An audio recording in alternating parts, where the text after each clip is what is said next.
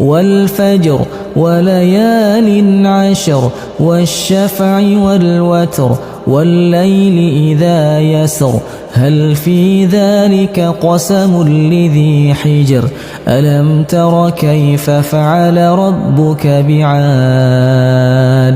إرم ذات العماد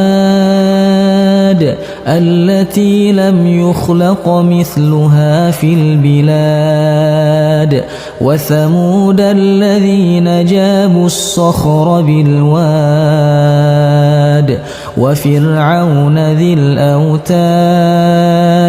الذين طغوا في البلاد فأكثروا فيها الفساد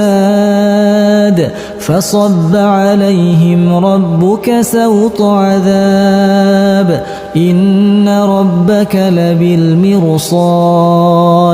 فأما الإنسان إذا ما ابتلاه ربه فأكرمه ونعمه فيقول ربي أكرمن وأما إذا ما ابتلاه فقدر عليه رزقه فيقول ربي أهانن كلا بل لا تكرمون اليتيم ولا تحاضون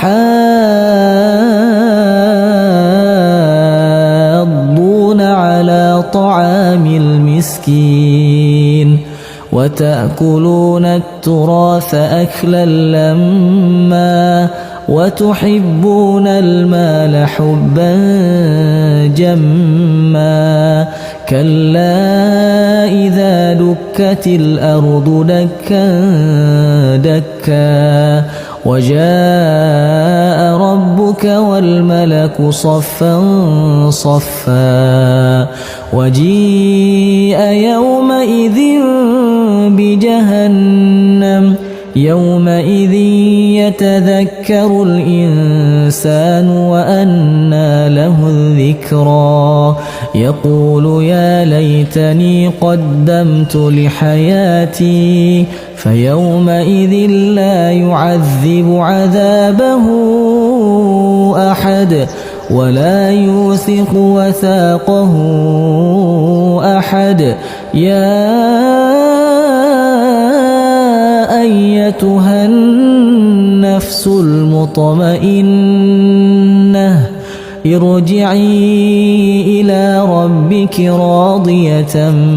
مرضية فادخلي في